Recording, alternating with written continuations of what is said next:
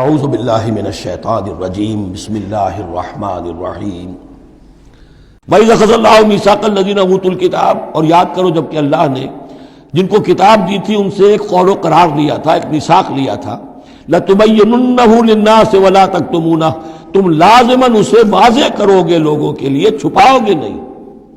تم نے علم کو چھپا لیا، علم تو عام کرنے کی شے ہے۔ لَتُبَيِّنُنَّهُ لِلنَّاسِ وَلَا تَكْتُمُونَهُ، اسے چھپاؤ گے نہیں۔ فَنَبَذُوهُ وَرَاءَ ظُهُورِهِمْ، اس عہد کو انہوں نے اپنی پیٹھوں کے پیچھے پھینک دیا۔ وَاشْتَرَوْا بِهِ ثَمَنًا قَلِيلًا، اور بڑی ہلکی سی حقیر سی قیمت اس کی وصول کر لی۔ فَبِئْسَ مَا يَشْتَرُونَ، تو بہت ہی بری شے ہے جو وہ حاصل کر رہے ہیں، جو چیز انہوں نے قبول کی ہے۔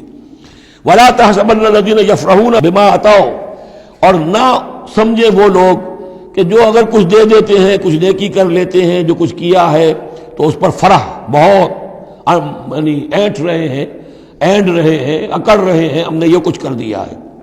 وَيُحِبُّونَ أَن يُحْمَدُوا بِمَا لَمْ يَفْعَلُوا، اور اس سے بھی اگلا درجہ ان لوگوں کا ہوتا ہے جو چاہتے ہیں کہ ان کی تعریف کی جائے ایسے کاموں پر جو انہوں نے کیے ہی نہیں ہیں۔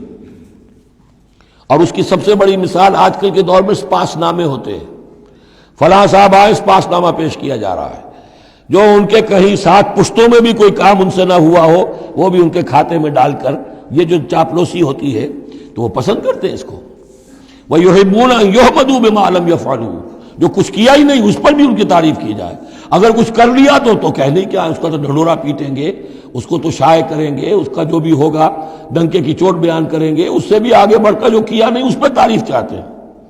فَلَا تَحْسَبَنَّهُم بِمَفَازَةٍ مِّنَ الْعَذَابِ، تو مت سمجھنا ان کے بارے میں کہ وہ عذاب سے بچ جائیں گے۔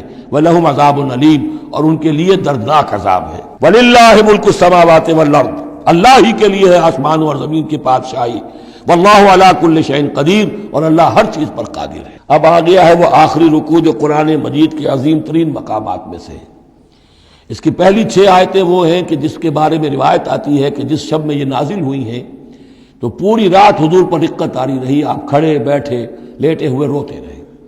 جب آئے حضرت بلال صبح کے وقت جگانے کے لیے نماز کی اطلاع دینے کہ نماز کا اب تیار ہے، تو جب آپ کو دیکھا کہ آپ پر یہ جو ہے طاری ہے رقت، تو پوچھا کیا وجہ ہے، تو پھر آپ نے فرمایا آج مجھ پر یہ آیات نازل ہوئی۔ یعنی وہ رقت جو ہے وہ شکر کے جذبے کے تحت تھی، اتنی عظیم آیات۔ ایک یہ نوٹ کیجئے، یہ 20واں رکوع شروع ہو رہا ہے سورہ آل عمران کا، اور 20ویں رکوع کی پہلی آیت سورہ بقرہ میں کیا تھی؟ ان فی خلق السماوات والارض واختلاف اللیل والنہار والفلک التی تجری فی البحر بما ينفع الناس وما انزل اللہ من السماء من ماء فاحیا به الارض بعد موتها، وہ آیات الآیات، اسی کا خلاصہ ہے یہ۔ ان فی خلق السماوات والارض واختلاف اللیل والنہار، یقیناً آسمانوں اور زمین کی تخلیق میں اور رات اور دن کے الٹ پھیر میں، لآیات لأولی الالباب، ہوش مند لوگوں کے لیے نشانیاں ہیں۔ وہاں آیت ختم ہوئی تھی لآیات لقوم یعقلون، ان لوگوں کے لیے نشانیاں ہیں جو عقل سے کام لیتے ہیں، یہاں اولو الالباب۔ یہ پہلا قدم ہے ہدایت کا کہ کائنات کو دیکھو، کھول آنکھ، زمین دیکھ، فلک دیکھ، فضا دیکھ، مشرق سے ابھرتے ہوئے سورج کو ذرا دیکھ، یہ سب آیات الہیہ ہیں، ان کو دیکھو، اللہ کو پہچانو۔ اگلا قدم کیا ہے؟ جب اللہ کو پہچان لیا اب اسے یاد رکھو۔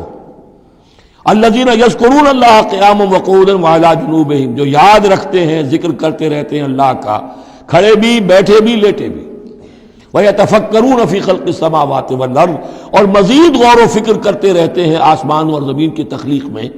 وہ ایک دوسرے نتیجے تک پہنچتے ہیں، پکار اٹھتے ہیں، ربنا ما خلقت ھذا باطلا، اے رب تو نے یہ سب کچھ بیکار تو پیدا نہیں کیا ہے، بے مقصد تو پیدا نہیں کیا ہے۔ اور پھر ذہن ان کا منتقل ہوتا ہے اپنی طرف، ہمارا مقصد کیا ہے، میں کس لیے پیدا کیا گیا، میری زندگی بس یہی ہے، کھاؤ پیو اولاد جنو اور دنیا سے رخصت ہو جاؤ، اللہ اللہ خیر صلی اللہ۔ تو کیا مقصد ہوا زندگی کا؟ معلوم ہوا کہ نہیں، کوئی خلا ہے، انسانی اعمال کے نتیجے نکلنے چاہیے، نیکی کا بدلہ ملنا چاہیے۔ اس دنیا میں تو نہیں ملتا، اکثر نیکوکاروں جو ہے وہ دنیا میں فاقوں میں رہتے ہیں اور بدکار جو ہے وہ عیش کرتے ہیں۔ تو کوئی اور زندگی ہونی چاہیے، کوئی اور دنیا ہونی چاہیے کہ جس میں بھرپور بدلہ مل جائے، مکافات عمل ہو۔ لہذا وہ کہہ اٹھتے ہیں سبحانک فقنا عذاب النار، پاک ہے تیری ذات، تو اے اللہ ہمیں اس دوسری زندگی میں جو عذاب تو نے تیار کر رکھا ہے جہنم کا، اس سے بچا۔ ربنا انک من تدخل النار فقد اخزیتہ، اے اللہ جس کو تو نے داخل کر دیا آگ میں اسے تو رسوا کر دیا، وما للظالمین من انصار، اور ظالموں کے لیے کوئی مددگار نہیں ہوں گے۔ صدق اللہ العظیم۔